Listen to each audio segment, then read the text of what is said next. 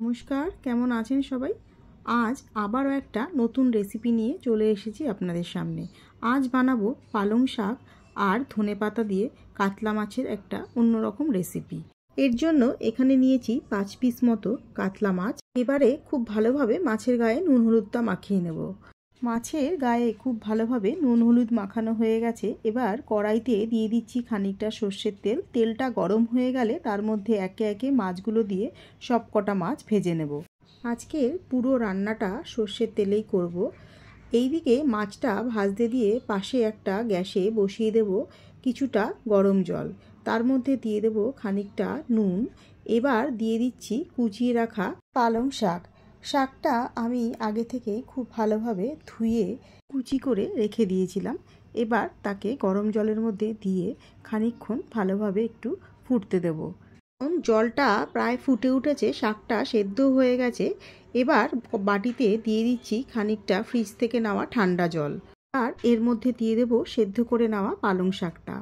এতে শাকের কালারটাও যেমন নষ্ট হবে না, আর শাকটা খুব তাড়াতাড়ি ঠান্ডাও হয়ে আসবে। মিনিট এইভাবে রেখে দেব, এতে ঠান্ডা হয়ে যাবে। তারপর খানিকক্ষণ বাদে মিক্সিতে বেটে নেব। এইদিকে মাছটার এক পিঠ খুব ভালোভাবে ভাজা হয়ে গেছে। এবার অপর পিঠটা উল্টে দিয়ে আরেকটু ভালো করে ভেজে নেব।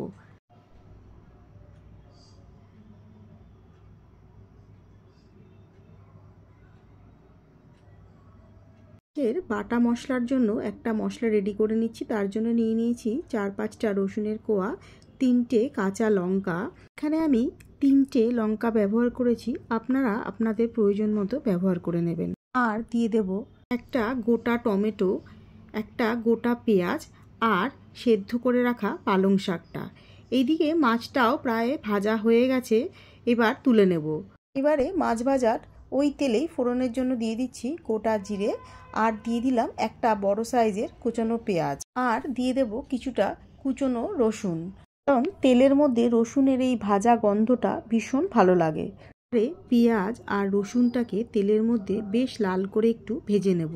তার জন্য এখানে প্রথমেই নুনটা ব্যবহার করছি না। নুনটা দিলে পেঁয়াজটা নেতিয়ে যাবে, জল ছেড়ে বেরিয়ে আসবে, লাল করে ভাজাটা ভালো হবে না।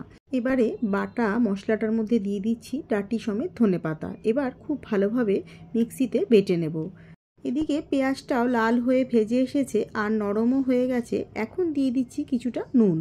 এইবার দিয়ে দেব বেটে রাখা মশলাটা, আর দিয়ে দিচ্ছি কিছুটা বাটি ধোয়া জল। এবারে এখানে শুকনো মশলা হিসাবে ব্যবহার করছি 1 চামচ হলুদ গুঁড়ো, 1 চামচ ধনে গুঁড়ো, কিছুটা প্রয়োজন মতো নুন। এবারে সব উপকরণগুলো একসাথে মিশিয়ে নিয়ে খানিকক্ষণ কষতে দেব। প্রথমে 2-3 মিনিট গ্যাসের ফ্লেমটা হাইতে দিয়েই কষাবো খুব ভালোভাবে। এরপরে যখন মশলাটা কষতে কষতে একটু গাঢ় হয়ে আসবে আর তেলটাও ছেড়ে ছেড়ে আসবে, তখন গ্যাসের ফ্লেমটা লো টু মিডিয়ামে দিয়ে ভালো করে আবারও কিছুক্ষণ কষতে দেব। এই সময় নুনটা একবার চেক করে দেখেছিলাম, আমার কাছে একটু কম মনে হয়েছিল, তাই জন্য একটু দিয়ে দিলাম নুন। আর দিয়ে দিচ্ছি 3-4 চামচ মতো টক দই, আর আবারও খানিকক্ষণ ভালোভাবে কষিয়ে নেব। এখানে টক দইটা আপনারা যদি ব্যবহার করতে না চান তাতে কোনো অসুবিধা হবে না। টক দইটা দেওয়ার পর অনবরত নাড়াচাড়া করে মশলার সাথে খুব ভালোভাবে কষাতে হবে, না হলে অনেক সময় টক দই কেটে যেতে পারে। এইভাবে কষাতে কষাতে যখন খুব ভালোভাবে কষে যাবে আর তেলও ছেড়ে আসবে, তখন দিয়ে দেব প্রয়োজন মতো জল। জলটা দেবার পর 3-4 মিনিট খুব ভালোভাবে ফুটিয়ে নিয়ে একে একে দিয়ে দেব ভেজে রাখা মাছগুলো। মাছগুলো দেওয়ার পর আবারও 2-3 মিনিট ভালো করে ফুটতে দিতে হবে। এতে মাছের গায়ে মশলাটাও খুব ভালোভাবে ঢুকে যাবে। আজকের মাছের ঝোলের এই রেসিপিটা গরম ভাত বা পোলাও, ফ্রাইড রাইস যার সাথেই পরিবেশন করবেন না কেন খুবই ভালো লাগবে খেতে। যদি ভালো লেগে থাকে বাড়িতে একবার ট্রাই করে দেখতে পারেন, আর জানাতে ভুলবেন না কিন্তু কীরকম লাগলো আজকের এই মাছের ঝোলের রেসিপিটা। ঝোলটা ভালোভাবেই ফুটে উঠেছে, এবার মাছগুলো দিয়ে দিলাম। মাছগুলো দেওয়ার পর 2-3 মিনিট আবারও খুব ভালোভাবে একটু ফুটতে দেব।